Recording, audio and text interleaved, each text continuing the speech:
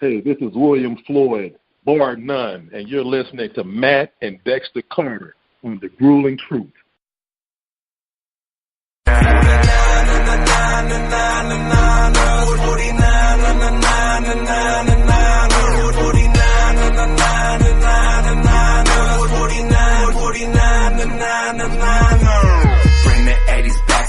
Welcome, everybody, to another edition of the 49ers Weekly Show on the Grueling Truth Radio Network. This week, we're talking free agency, all the moves, how everybody fits into the team. We're going to get right to it. But first, I got to introduce my partner, former 49ers running back, Super Bowl 29 champion, Dexter Carter. Hey, Matt. Good to be with you again, man, and reconvene and talk about the exciting times that's been happening with the 49ers, with the free agency and just the preparation, going into the summer and preparing for next season, man. So it's a lot of exciting things, man, to talk about. Oh, no question. I mean, there's lots happened since the playoffs have ended and the Super Bowl concluded. A lot going on. But then we got free agency going. But before we get there, let's run through some of the headlines that have kind of happened for the 49ers since the Super Bowl. We got probably the most important thing, Jimmy Garoppolo signing the long-term deal. I believe it was a 5-year contract. And, I don't even care what the numbers are because by the end of next year, he's probably going to be considered underpaid. If he's even near the MVP race, the quarterback market for these salaries is just going off the charts. Absolutely, and we all knew going into the offseason that the top and number one priority was to make sure that we lock Garoppolo up and reward him for what he did in the short period of time he was here. And as we suspected, that's exactly what happened. And, he was well paid. And, of course, we all think that he was rewarded appropriately because he definitely didn't just come in and raise the level of play by everybody on that team, not just around him, but everybody on that team. And then what's more important than that is that he was able to show the free agent world a glimpse of what the 49ers are capable of doing and will do going to this next season. And it made top players want to be a part of that. So, that really helped landing some top-tier players coming in. So the excitement is at an all-time high right now. Oh, you're definitely right about that. I mean, Jimmy Garoppolo, with his play at the end of the last season, it just gives everybody, the front office, the team, the fans, everybody has a high level of confidence that this is a player you can build around. And getting him secured before free agency started and before some of these other quarterbacks got paid was just huge because had he waited for, say, Kirk Cousins to get his fully guaranteed contract, the numbers could have been even bigger. Or, that's why Aaron Rodgers is holding out. Not really holding out, but just kind of waiting to extend. His market is just going to go crazy. But it was good to get him locked up before some of these other contracts got signed. So I really believe that by 2019 he'll be considered underpaid. Oh, yeah. That's just the way the market's going. Absolutely. And the market is, you'll see every few years, we all know the money is going to continuously change, because TV deals are increasing, and it's only a matter of time before somebody, Sue, was the first defensive lineman or player in general to get paid like a quarterback, so those moments are going to happen. Now it's Kirk Cousins who's, setting the standard now. And again, here in the next 3 to 4 years, it's going to change again because, again, it's not so astronomical to look at what's happening because when these TV deals are increasing into the billions and then the collective bargaining agreement gets renegotiated, it's going to change like that over time. So somebody all Cousins needed was one or two teams. Really, all he needed was one team to give him that kind of money for a short period of time. Nobody's ever had a 3-year contract for that kind of guaranteed money. So it does change the landscape of things. But again, if Garoppolo continues to do what he did, you're absolutely right. He's going to be underpaid, and when his deal is up, he's going to break the record again.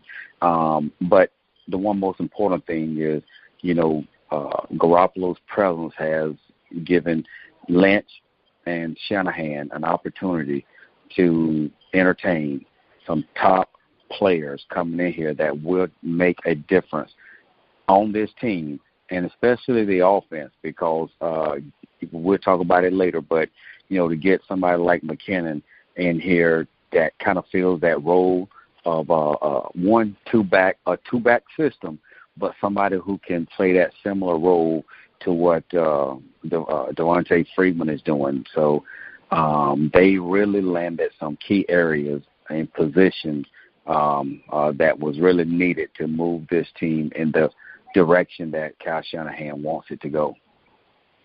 Yeah, that's absolutely right. There was a couple other moves that were made, and then we'll get right to the free agency, the pickups that you're referring to. They also extended Marquise Goodwin, which I thought was a really good extension, because Goodwin kind of came in on one of those show-me contracts. He kind of underperformed in Buffalo, largely due to injury, comes into this offense and nearly cracks 1,000 yards in a season that they started off 0-9. So it was really good to see him perform the way he did. Yeah. For him to, and as you stated, you're looking at when Garoppolo came in and how they quickly just gelled together. And all of a sudden, he started putting up the number of yards in which he was able to put up was just incredible. So they didn't even have an off season to gel together the way that they needed to. I mean, they did it in 6 games. So right. I think they had to pay him that money because he showed the capability and the potential to be very, very special in this offense. Yeah, and the thing I like about the contract is another guy that they signed before free agency, because the wide receiver market has been really high during this free agency, and they got him for significantly less, and to be able to extend him another 2 years was really big, because when he was playing with Garoppolo, due to the injuries, he was the number one receiver and was playing like a number one receiver. He wasn't just a deep threat. He was playing like a flanker. It was really great to see him perform that way. Absolutely. You saw a combination of a possession receiver, a deep threat receiver, a receiver that was making key plays at key times, third down conversions. I mean, he really played as a total receiver, which, just being honest, came as a surprise to me, but it was a pleasant surprise. That goes to show you, boy, you can't, judge and predetermine, before someone truly has an opportunity to shine. And all you got to do is add one player that's a key player, such as Garoppolo, and all of a sudden the talent of other people start to rise. So, and that's what you saw, and that's why he received the contract that he did, and it was deservingly so.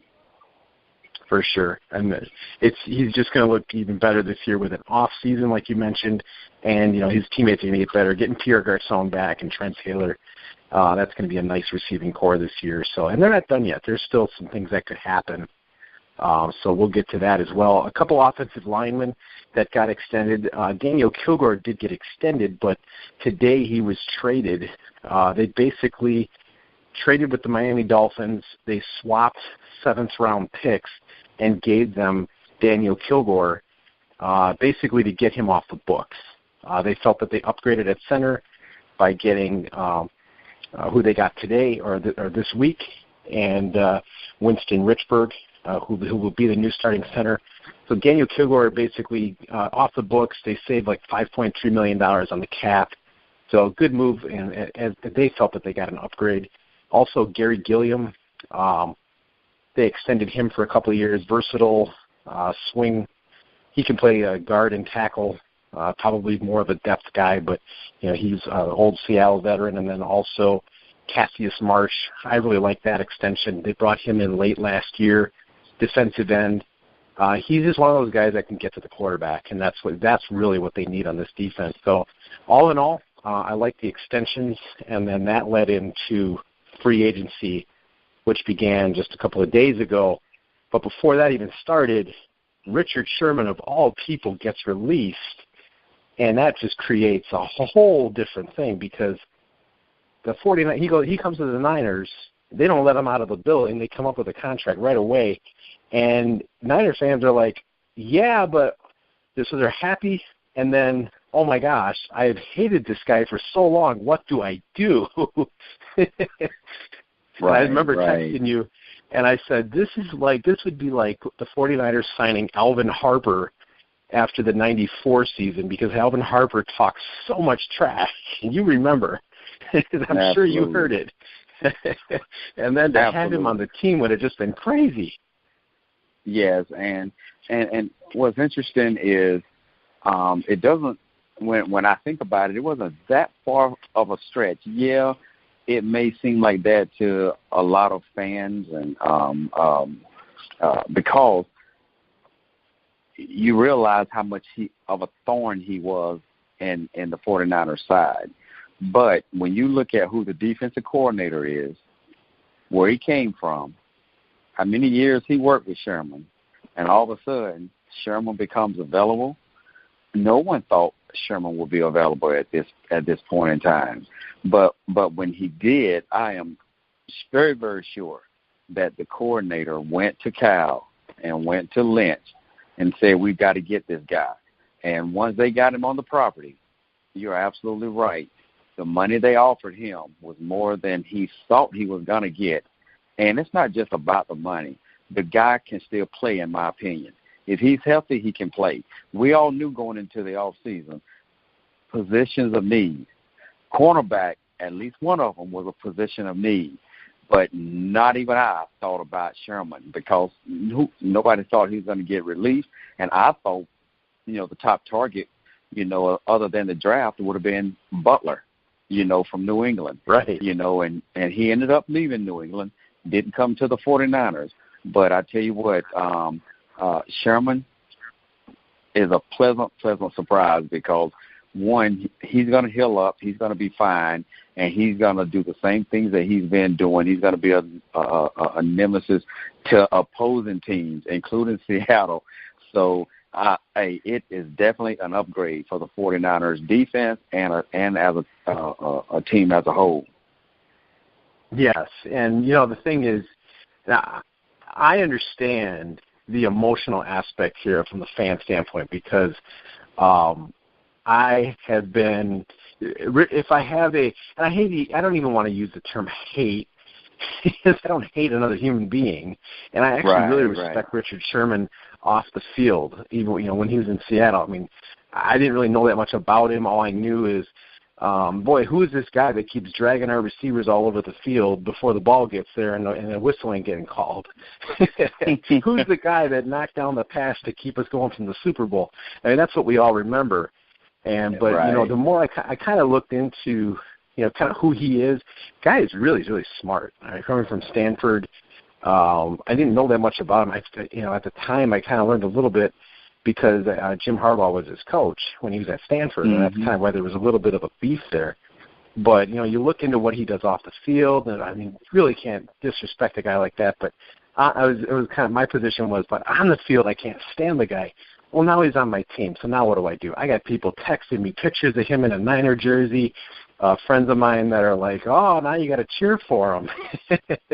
So here's my position on it. He makes the 49ers better. He's on our team now. He's not a Seahawk. It's time to forgive, forget, and move on, because he's going to help the Niners get to the Super Bowl. If they're going to get to a Super Bowl, it's going to be because they got a guy like him. Look what he does. Look what he brings to the defense. And like you said, Robert Saleh, the defensive coordinator, came from Seattle, worked with Sherman in Seattle. They've got roughly the same scheme. You get a guy like that, big frame, 6'3". Now they have 2 6'3" corners with Ahkello Witherspoon. How much better is he going to be by playing with Richard Sherman? So this is a no-brainer. Time to let the hate go and just appreciate the fact that this guy is on our team and is going to help the 49ers get to where they want to go. Absolutely, Dak. The one thing for sure is the hate will subside. So you and all the other and when I say haters, he earned. No, it's okay. I embrace that. But and Sherman earned the right to be hated. I mean, because he was a player that just irked the opposing fans. He irked the opposing team. That's what he did. Now we hope he does that for us, and he will. Exactly. That's the type of player he is. You know, in essence, he's coming back home. I mean, he grew up in Compton, L.A. area, and went to Stanford. So his roots, he stayed on the west, the west side of the country, up in Seattle. Now he's closer to home, really, right down the street from Stanford. So I'm telling you, he's got so many reasons just to keep playing at the level that he's been playing at. So I'm excited to see it. I'm excited to see what he's going to bring to this team. And we know that defensive line, which there are some changes on there, just based on guys leaving and guys coming. But that defensive front, linebackers look so much better when those corners are locking down their receivers. So it's going to be very, very exciting to see how they develop. Right, and one thing I really like about Richard Sherman is his ability to take away half the field. Boy, does that remind me of something. When Deion Sanders showed up, well, first of all, you knew him very well because Florida State alumni.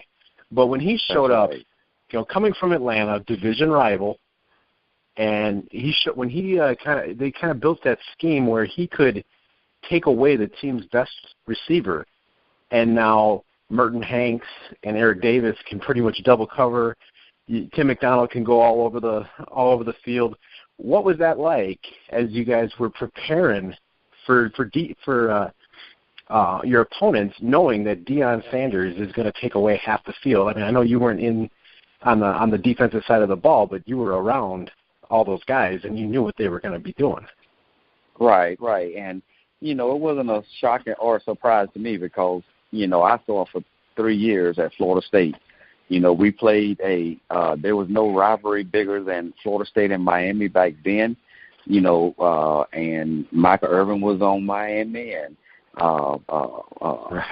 Brett Perryman, Brian Blaze, those guys were on that other side. And, we were two of the top teams in the country every year. So he would say what he was going to do. They would shut down, totally not even worry about one side. So when he came to San Francisco and shut down one side, that wasn't the first time I saw that. He was shutting that one side down the whole time, at Florida State. So to come to San Francisco and do that, I didn't have any doubt. He didn't disappoint anybody. So, Sherman is somewhat similar to that, and I expect him to continue to play at that level. And it is going to make a tremendous difference, in the overall scheme of that defense that they want to run. That defense was created at Seattle partly because of Sherman. So to bring him over to the 49ers and be an original orchestrator of that defense, oh, man, it's incredible. It's going to be incredible. We had already seen progression with that defense. Now it's going to go to another level, partly because 49ers got Sherman. Oh, definitely. Richard Sherman changes the whole outlook of that defense because, going into the offseason, we already knew the front seven was a strength. If everybody's healthy, and if they can add up, just maybe another edge rusher. The front seven was going to be the strength. It was really the back end was the worry. But now Richard Sherman completely solidifies this unit. There's all the confidence in the world, and they're not done yet. There's all the confidence in the world that this secondary is going to be really good. And what does that do for your front seven, your pass rush? I mean, it's so much harder if you've got both pass rush and coverage. Now the balls might not come out as quick. You might hesitate now, worry about throwing on these corners. Absolutely, and the draft hasn't even come around, and there are some talented individuals on both sides of the ball that will be available in, I say all the rounds, but the first 4 rounds, in my opinion, the 49ers is going to have the opportunity to get some talented individuals to come along with the free agents that they've got, and it's only going to make this team much, much better. So the defense is being improved. The offense is being improved. Special teams has been improved. So, improved because we just got a punter. And then McKinnon can also, be a return guy if that's what they choose for him to do. So this entire team in every facet of the game has been improved, and the draft hasn't even occurred yet. Right. That's just it. I mean, they basically shored up a few areas. Free agency's still going. There's like $48 million left under the cap. I don't think they're going to spend all of that, but they've got lots of flexibility and the draft. So 4 of the first 72 or 92.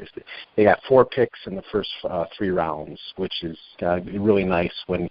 You look at, running back is really deep, offensive guard is really deep, and a couple areas that they need to, get depth on. So I have no doubt that they're going to be able to, fill all those needs. So the next guy that they ended up getting was offensive lineman. He's largely a center, but can play guard from the Giants, Winston Richburg. I didn't know a whole lot about him, but I found a couple of places that were doing some film study on him and some things that they showed. I mean, he can really move for a big guy. And a most important position, it seems, for the Kyle Shanahan offense is at center. And I'm going to tell you I'm going to read a quote of what Kyle Shanahan said about the center position. The people were like, well, why wouldn't they go get a guard?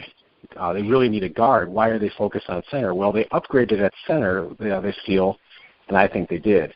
But here's what Kyle Shanahan said when he was asked about the importance of a center. He says, when you have a center at the level of Alex, and that's Alex Mack, that's who he had over at Atlanta. When you have a center at the level of Alex or Weston, it changes a lot of things that people don't totally realize. Sometimes you have to get in certain personnel groupings to help someone have an angle to a Mike linebacker so you can help out your center with the guard. Sometimes you have to go into a one back, and now the Will has to walk outside the box, and the angles to the Mike aren't as good, but you've got a center who can get there on his own and doesn't need the help. It allows you to do a bunch of different stuff. It puts more pressure on the center. It puts versatility in everything you do, not just with the center, but what your guards and tackles can do. It helps solidify the entire O-line. That's usually where it starts. There's a lot of good players, but when you have a different difference maker at that position, I've found in my career that it's been a lot easier to run an offense. And I think it's Weston Richburg, not Winston. So I think I may have said that wrong. But you can see Kyle Shanahan really values the center position. And the Atlanta Falcons were very good, but when they got Alex Mack, their offense got even better. So you can see the importance of what Kyle is saying about how important the center position really is. Absolutely. He's got to be athletic. He's got to be versatile. He's got to be able to pull. He's got to be able to get up on, double up on the linebackers. And the way that they run the ball, I mean, they're running, it's not a stretch offense, but they're coming downhill and they're hitting it hard. And you see how hard Devontae Freeman runs. Well, you got to have a lineman, a center, who can get that ball snapped and get over and up quickly on those backers, or Devontae Freeman's going to be there before him. So having this guy does create tremendous opportunities and creates more versatility in the type of offense that Cal wants to run. I like what he said about certain angles are easier for the center to go get that will positions. That would be the weak side linebacker. And if the center is athletic enough, he's got a better angle to just go straight at him rather than use a guard for that. Now the guard can go do something else. It seems to me that he's using the center to open up a lot more running lanes, whereas maybe you don't have as good enough center to do that. It just doesn't give you as much options, whereas you have a center that can do that, all of a sudden you can do more. Absolutely. He just presents so many additional options, and he makes it better for the other linemen too. So he's going to be a key cog in this offensive scheme that Cal eventually wants to get to, which is similar to exactly what he's come from, exactly what he built in Atlanta, exactly what he was doing at Washington and, attempted to do at Cleveland. So, he's evolving, and he needs the players that fits his system that can help him to continue to evolve. So it's going to be exciting how this offense continues to come together in the way that Cal wants it. Right. So I feel like that they're good at tackle with Joe Staley and Trent Brown, and now the center position, the most important position for at least the running game in Kyle Shanahan's view, is shored up. So now we'll be focused on guards. They may get one in free agency. They'll definitely be getting somebody in the draft, and Josh Garnett will be coming back this year. So a lot of action taking place there at the guard. Also on day one, they signed a punter, Jeff Locke, from the Vikings. We won't talk about him too much, but it seems like he at least brings competition to Bradley Pinion. Some believe that this is an upgrade as well, so that's a good thing. You want to upgrade everywhere. You want to bring competition to every position if you can. Mm-hmm. And then finally, the player that I want to talk about, and I'm sure you want to talk about, running back Jerick McKinnon. I was really, really excited to see them pick him up. I felt like the two guys that I wanted to see them take a look at were Dion Lewis from the Patriots and then McKinnon from Minnesota. But I think I was kind of blinded by the, what I watched with Dion Lewis. They already have a Dion Lewis and Matt Breida. And Jerick McKinnon. A very good, yeah. I'm sorry to interrupt you, but I didn't thought about that until you just said it, because I was going to say, if you look stat for stat, Dion Lewis, was, better than McKinnon, even though he's flashy and I really like him and he fits this offense, but right. I never looked at it from the perspective that Dion Lewis is more like Breida, because we loved Breida last year and the potential that he presents, the 49ers. Now, so having these two guys here is very, very interesting to me. We last year we talked at times where we said, "Man, Florida State, San Francisco needs a Coleman Freeman combination," and and neither one of us thought it was Hyde, but we knew Breida would be there. But I never thought that we would have the opportunity to get Lewis or McKinnon. So it's great that we got McKinnon. And what's interesting is, who would have thought at any point that our top two running backs would be from Georgia Southern? I was going to ask you about that. Yeah, I noticed that. Georgia Southern. Who'd have thought that? Who would have thought it? And I tell you what, it gives me a whole lot of faith and confidence, and I hope it inspires my son, Dexter Carter Jr., who goes to Georgia Southern, although he plays flanker, receiver, that, what, there are opportunities for guys that come out of Georgia Southern. So these two guys here, I can't wait to have a chance to come to a game and have a chance to chat with them. Maybe they can become mentors and encourage my son. But I am so excited about the running back position with this team because they fit the mold of exactly what Cal needs in his offense from his running backs. Matt Breida, we've always, as I said earlier, we've raved about him. And then all of a sudden now he's got his running partner that spent 1 year with him at Georgia Southern before Breida left. Oh, man, I'm telling you, this is going to take this team to another level with the receivers, with the running backs, the offensive linemen they've got in, the tight ends that we've got, and, of course, Garoppolo. This offense right now, if another piece isn't given to this offense is ready to go. This offense is ready to take it to the next level and really execute exactly the entire playbook of what Cal Shanahan has. I am extremely excited in the points that this team is going to put up. Cal was averaging 28 points a game, at Atlanta, and did well last year scoring points. Now he's got the players at every position to where he can score 28 or more points per game, which is going to help the defense, which really won't need any help because they're solidifying that type of defense, getting the players in that they need. If Reuben Foster gets his act straight, and who knows, we may get a linebacker in the draft that may put pressure on him to get his act straight. But this team here is ready to be not only a playoff team, but they're ready to be division champions and really fight for home field advantage or bye. And then at that point, all you got to do is win 2 games, and you're in the NFC Championship game. So I tell you, the Super Bowl is not that far of a possibility next year. You're right. And, that some might say, boy, you're really getting wishful. No, I really don't think so. When you look at everything you just said, we've been talking for at least a year about once they get that Tevin Coleman, Devontae Freeman combination, it's going to make that offense so much better. Jerick McKinnon and Devontae Freeman are almost exactly the same build. Jerick McKinnon has 4.41 speed. Matt Breida has 4.37 speed. Joe Williams is coming back, and he can be a real home run threat. He's 4.41 speed. They've got a lot of speed on this offense with these running backs.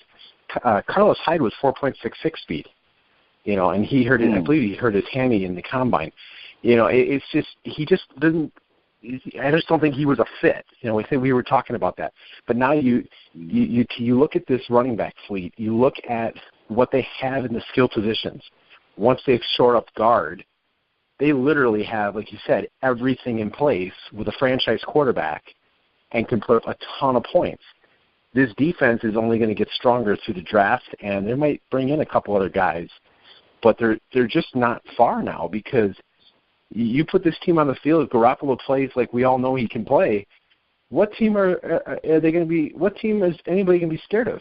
Philadelphia and Minnesota are probably the strongest teams in the conference. I think the Niners match up with them.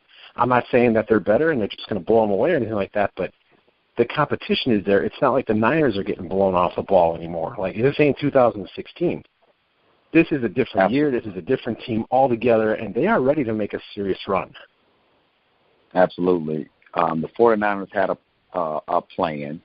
They kept preaching, and we kept talking about process last year. So they're building the team with a direct focus on past success. Okay, this is what we do, and they're doing it. And I believe that they got to be ahead of schedule. They've got to be ahead of schedule based on, one, turning things around within 2 years. I mean, this is incredible. You've got to give the entire organization credit.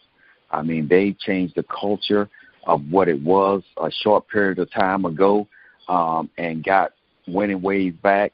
Everybody in that front office organization, from assistants to coaches, to executives. They have truly done what I saw Jacksonville Jaguars do over the course of 4 years when they brought Caldwell, I think, the general manager in. They have actually just changed the total thought of what this team thought of themselves, and got this team on the verge of playoff run next year. Oh, no doubt. I mean, the Jaguars are a pretty good comparison because they've just loaded up that team with talent. They felt like they had maybe not a franchise quarterback, but a good quarterback in Blake Bortles, and they just put a lot of pieces around him. And they were in the AFC Championship game last year, and I believe they even had a chance to win that game. And so they're not far away, and that was a short time. Absolutely. Now Jacksonville and Santa Clara, San Francisco, is a place of destination. It's where people want to go. I mean, you look 6 years ago in Jacksonville, nobody wanted to go there. You look a short period ago, nobody wanted to go to Santa Clara or San Francisco. So now, all of a sudden, it's a place of destination. So if you've got a plan and you got a process in place, you can change the vision and the thought that people have, especially the ones on your team and in your building. They change. And, we're talking about 6 weeks. It's the same place. They come the same time. They sit down and eat in the same place. They got the same locker room, the same beautiful stadium. But the mindset changed when they bring certain minds, certain players in there that's accustomed to winning, certain, the coaches that are accustomed to winning, general manager accustomed to winning. It takes a short period of time. If you're doing it right and you don't skip steps in the process, things do change. And that's why it's changing fairly quickly. And that's why you're finding players wanting to come, to the Bay Area once again to play for the 49ers. Exactly. That's really the key. Richard Sherman gave one of his, I believe he gave 2 reasons why, at least his biggest 2 reasons why he chose the 49ers and met with them right away when they called. Number one, he said that, he wanted to play against Seattle twice a year. He says, I'm a little vengeful that way. Yeah. And I think that's another thing that, exactly, he's honest. Mm-hmm. And I think that's something that Niner fans need to picture. Russell Wilson getting intercepted by Richard Sherman. Get that picture in your mind, because that would be a beautiful thing. But then the other reason that he gave was Jimmy Garoppolo's there, and I want to play on a team with a quarterback like that. So the Jimmy Garoppolo factor, it just changed everything. Absolutely. This dude, he's been in every sense of the word, good. He's a godsend. He wasn't even on the radar, but he's a guy that the NFL had already tabbed as, a player of the future. They knew he was going to be a good one. He just had to have his opportunity to play, and to be behind Tom Brady, which we all know, and to actually, be able to see and experience the mind of Belichick, because you got to give the coach credit. You got to give him credit for what he's done. And we all know he's taken all of that experience encompassed with his natural ability and intelligence anyway, and to bring it to the 49ers, man, it is incredible. I'm just looking so forward to the next 5 to hopefully 8 years of Garoppolo just leading the way and hopefully bringing a couple Super Bowls. Right. If he stays healthy, Kyle Shanahan's a young guy. John Lynch is still young. And, this could be easy 10 years of having a shot every season. Absolutely.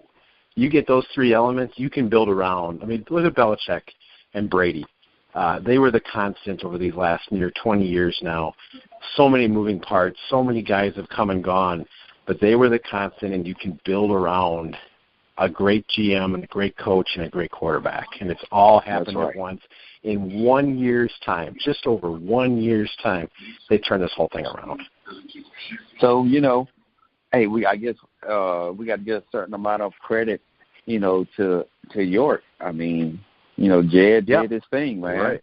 He really did. He's taking his criticism, he's taking his lumps, but at the end of the day, you try to make every decision positive one, the best one to your ability, but sometimes, the decisions we make aren't the best ones. But you know what? He eventually got it right. He got it right. Well, he got it right before now. When he brought Harbaugh in, he got it right. But then, a couple of bad ones, but, nonetheless, he's got it right now and moving forward, and he's still, at the helm of the leadership of this organization. So you got to give him some credit. We're not talking about him very much, but you know what? I got to give him props for what he's done. Totally. I can't agree with you more. Jed York made the right decision by hiring John Lynch and totally cleaning house and, bringing other guys in like Martin Mayhew. We've talked about him many times, and then they brought in Kyle Shanahan and Lynch together to be able to orchestrate all of that and clean up this front office and get a completely different culture installed. That's not easy. That doesn't just happen. No doubt about it. It's going to be exciting, though. I've used that word a number of times, but I can't wait to, get out there, see a game. I can't wait to, continuing to just build upon our show and talk about the great things that are happening. So it's going to be awesome. No question about it. Lastly, before we get close to signing off here, today the 49ers made a move, bringing in outside linebacker, defensive end, edge rusher, Jeremiah Atasho. I don't know exactly if that's how you pronounce his name, but I think if you know who I'm talking about, you know that I'm close. He's 25 years old. He's had about 10 career sacks. He's got kind of a 1-year show-me deal. He hasn't played very much in the last couple of seasons. I believe he had like 60 snaps last year. They want to use him at the Leo position as an edge rusher, and I saw a little bit of footage on him. Here's his strength. He is fast. I saw him. The defense gave up kind of a long run to a running back. He chased the running back downfield and made the tackle 35 yards downfield. He's got some speed. And, this is what I like about the way that they're building this team. They target certain types of players. They're not going to make the splash moves that we all want to see. I mean, I wanted to see Allen Robinson. Tyrann Mathieu got cut from the Cardinals. I'm like, we got to get Honey Badger. That's what we do as fans. You see these guys out there, and you're like, should the Niners take a look at them? But that's not the way that they build this team. They're looking for specific types of players that fit certain roles in the offense or the defense, and hopefully he also will fit that role and have a chance to become a major contributor in the pass rush. Absolutely, and he will. I hadn't had a chance really to study him, but one, I think you gave it a heck of an effort with that name because I wouldn't have been able to pronounce it. So thank you for taking on that challenge. But but the speed that he possesses fits, right along the lines of what the Seattle Seahawks have done with their backers. So again, the coach is going to bring in players that fit his scheme. Kyle Shanahan is doing it on offense. The defense coordinator is doing it on defense. So this guy, we may say, man, hey, he's a good player, but where'd he come from? Oh, I didn't know they were pinpointing him. But I guarantee you they knew who he was, and they knew exactly what he brings to the table. So, again, he fits exactly the scheme that the 49ers want to do defensively. Right. I think that's the biggest thing is, just keep trusting this process, trust this front office and the judgment of Lynch, Shanahan, Mayhew, and company, and know that they're bringing in the players that are going to fit all the roles that they're looking for. And, Kyle Shanahan's offense, just watch the 2016 Falcons. It's a beautiful offense. I mean, you know enough about Mike Shanahan and how creative his plays were and how they took the West Coast offense to the next level. Kyle Shanahan's the same way. He knows how to attack defenses, and they're getting all the right players to be able to do just that. Yeah, absolutely. So, and it's going to continue, throughout the draft and throughout the remaining part of this free agency. So, we talk next week. We're going to see some things that might even surprise us even more. But you said something earlier too, Matt, because we were both high on Allen Robinson. And some guys you get, some guys you don't. But even not getting him, we still have a chance now. And I kind of hope we get this guy now.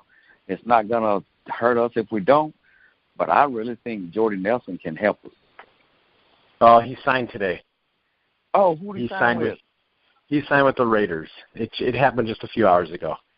It doesn't surprise me because John Gruden, Edgar Bennett coached at Green Bay, Edgar Bennett, absolutely. So it doesn't surprise me. So that's a good stop for him. Yeah. But again, as I said, that would have been good. Yeah, it would have been good. But again, we're going to be fine. We still may make a splash with somebody else who's out there, but most of the top ones, have already re-signed. But we're going to be fine with the ones that we have and whoever we may get in the draft. So the process doesn't stop.